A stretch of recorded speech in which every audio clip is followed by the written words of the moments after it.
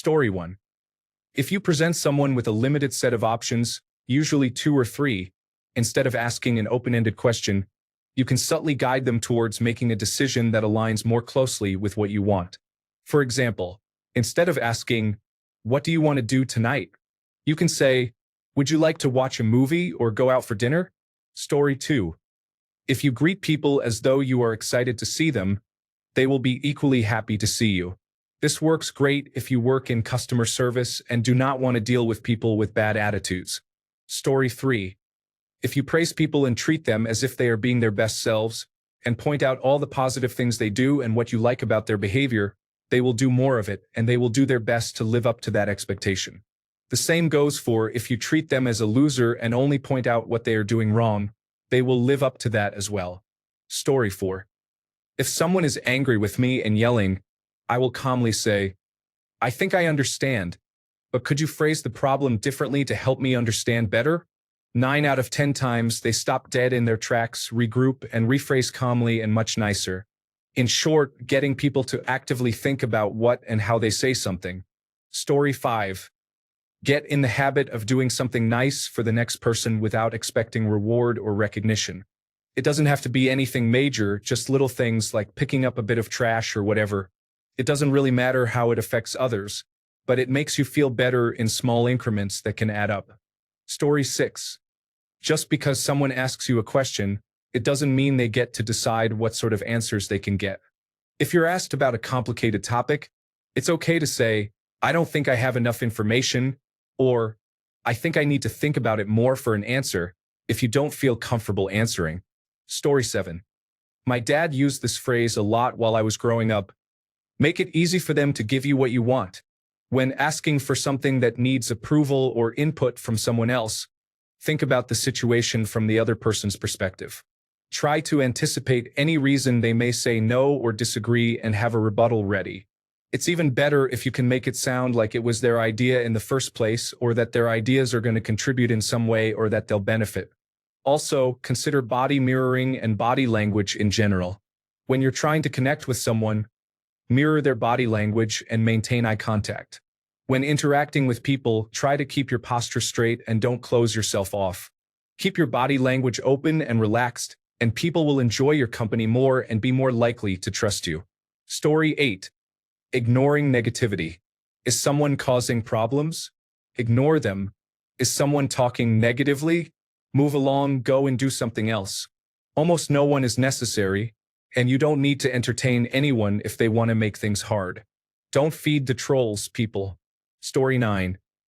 Asking someone what color their shirt is before playing rock, paper, scissors, they will almost always throw out scissors.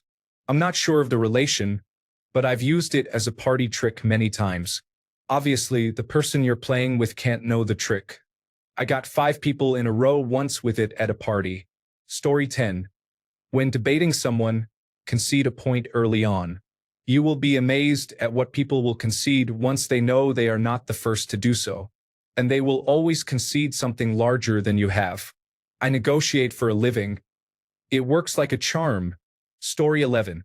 When navigating busy sidewalks and people walking towards you keep getting in your way, keep your eyes focused on where you are going and do not make any eye contact. People will glance at your face and instinctively avoid your path. It is not a perfect solution, but it is a noticeable improvement. Works best if you are tall. You can also fix your target direction on a distant tree if you are not. Enjoy. Story 12. If you work with someone with whom you have a strained relationship, ask them to teach you something, even if you already know it. It will help repair the relationship, and that person will never know. Story 13. Pretending to eat my 2-year-old's veggies when she refuses to. She'll come running back to her plate to finish it because it's mine. I haven't tried it on adults, but I have a feeling it would have a similar success rate. Story 14. Just hand people things and they will take them. Trying on shoes? Hand them the matching handbag. Now they are holding the set. Source: Handbag Salesperson of the Month sometime in the 1980s. Story 15. This only really works on people you're close to, or it comes off as pedantic. When someone accomplishes something cool, like getting a job, graduating, or getting a promotion, say the normal congratulations, good job, whatever. They'll say something dismissive like, thanks, but then you reiterate the compliment. No, really, that's so amazing. You should be really proud. That's just so cool. And you force them to sit in the compliment. Most people are really avoidant of being the center of attention, but everyone deserves to be sometimes, so I just draw it out and get all annoying about it. Force them to feel the love. I've made several people cry with the above. Not that it's the goal, but it definitely works. Story 16. Your subconscious listens to how you talk to yourself. It listens to your wants, needs, and goals. It tries to make these a reality, influencing your every decision in the background. If you talk positively about yourself and your goals, your subconscious will try to make that happen. If you talk negatively about yourself and your goals, your subconscious will try to make that happen. You can trick your subconscious by saying positive things when things are going badly. One study showed that this type of behavior, positive reinforcement, helped most patients more than any medicine did. In summary, stop talking and thinking negatively about yourself. Story 17. I use silence quite a bit to get people to tell me things that they do not want to. It generally goes like this. Me, why did you take the cookie from the cookie jar? Them, I did not. Me, long silence while just staring at them. Them, well, it was only one cookie, and I was hungry, and people are super uncomfortable in silence and will generally look to fill that silence if it goes on for too long. I find that they often will start telling the truth. Story 18. When you're having a conversation and someone tries to put their own spin on things by putting words in your mouth, it may sound like this. So you're saying that? Or the question version, are you trying to say that? The best way to respond is to first recognize what they're trying to do and then point out that they are the ones making the statement, followed by politely correcting them. If it's an honest misunderstanding, your clarification will be appreciated. If it's a sneaky attempt to steer the conversation or win an argument, they may react with more negativity. Story 19. Ask for a smaller favor before asking a larger one. Primes them to say yes. Additionally, asking for favors and being appropriately appreciative increases their overall regard for you. Story 20. When bargaining for a price, it's important that both sides put up at least some part of a struggle so that you don't have to deal with buyer's or seller's remorse. Story 21. Thank people at the end of a conversation. It makes a big difference in how the entire conversation was perceived and builds a better relationship. Also, be nice to people when calling customer service on your phone, really customer service people in general. When they ask if you are okay being put on hold, respond with, of course, you're the one helping me after all. It's also helpful to ask for their name if you missed it at the beginning of the call. Everyone is faceless to them just as they are to the callers, and using their name makes a huge difference. They'll want to do more for you, and you are helping the next callers by improving your experience for the representatives. Story 22. Silence is your ally. This sounds crazy, but if someone says something really unkind to me, I just look at them non-threateningly and say nothing. I treat it as a verbal fart in an elevator and let everyone around us get a good whiff. It makes the person who said the unkind thing either start acting crazy or feel embarrassed about what they've said. Story 23. Not really a psychology trick, just an effective way to make yourself clear. Taught to me by a California Highway Patrol officer when I was helping direct traffic at a marathon. If you have to direct traffic, the best way to do it is use 2 fingers, point at the driver of the car, then purposely sweep that hand along the ground in the direction you want that car to go. It makes it very clear to the driver what you want them to do. You effectively draw a path on the ground for the driver to follow. If you want them to go to your right, then use your right hand. If you want them to go to your left, then use your left hand. This works better than any other hand signals or yelling you can use. Story 24. I used to work at a nonprofit where our services required equal commitment from both us and our constituents to be effective. If I ever got the sense that a potential constituent wasn't planning to pull their weight while working with us, I would ask them to do one simple 3-minute project for me before we partnered up. This test probably saved me thousands of hours of wasted effort, not to mention actual dollars. Story 25. I just mentioned something in passing. Suddenly everyone wants whatever I said. I wield the power of persuasion. Ice cream sounds pretty good right about now. Story 26. Take a look at Yelp. People tend to only speak up when they are dissatisfied. If they are satisfied or they agree, they are silent. Speak up when you agree with a point someone has made or when you are satisfied or impressed. In a contentious conversation, telling someone you agree with them can lower the temperature. In a congenial conversation, stating your agreement can make it easier down the road if you have to have a difficult conversation. Story 27. When someone tells you something you find offensive and then tries to play it off as a joke, ask them to explain the joke to you. Awkward silence ensues. Story 28. How about the old Ben Franklin classic? People will like you more and be more willing to help you if you ask them for a small, harmless favor.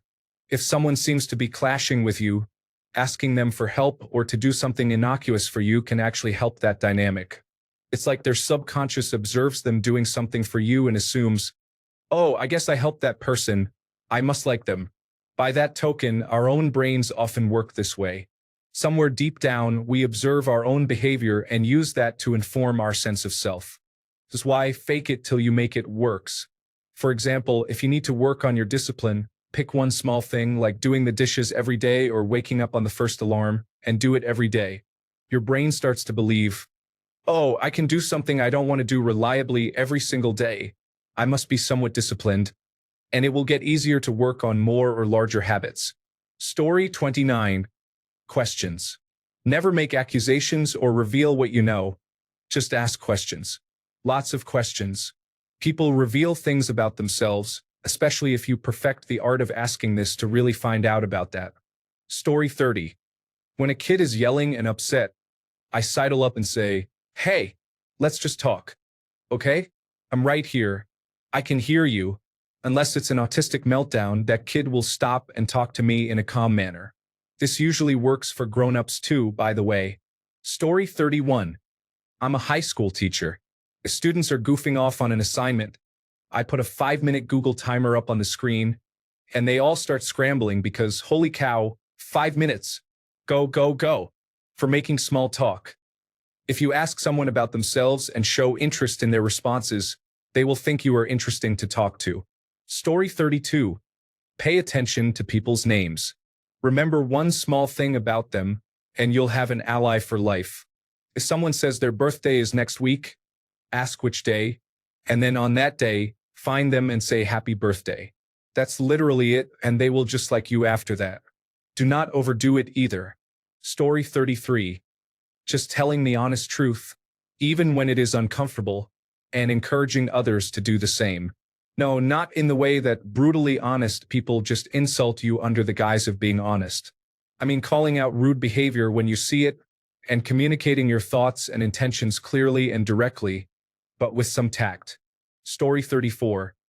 When my ex and I lived together, I would wait for him to pull into our driveway, then start working on a project he said he would do but didn't.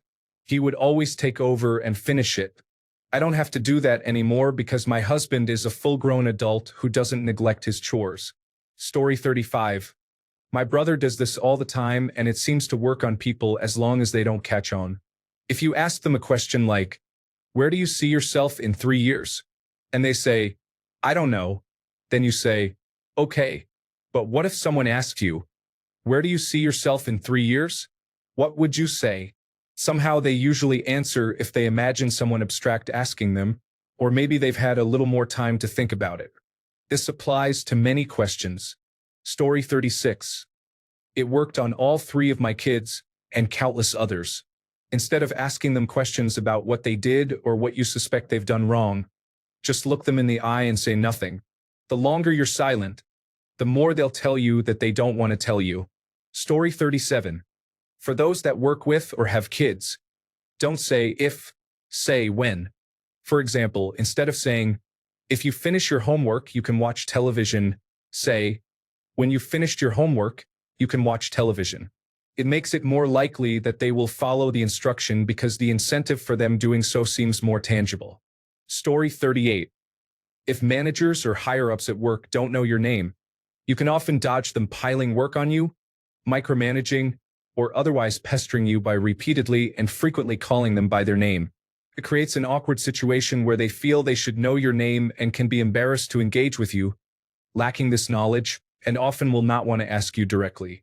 Story 39. When I worked in retail, I thankfully didn't have to deal with Karens too much. But occasionally, some of them would get restless, and when they said, "This is outrageous," I'd agree with them like, "Yeah, it is. I can't believe this store sucks like that." And suddenly her target was the store and not me. Story 40. When selling anything to a family, include the children in your sales pitch. If you get them on your side, the parents will think they are doing the right thing for their children and will be more open to you. Do not talk down the previous version of the item you're trying to sell. People form attachments to inanimate objects. Highlight the enhanced features of the replacement and how they will make operation easier, save time, or add value.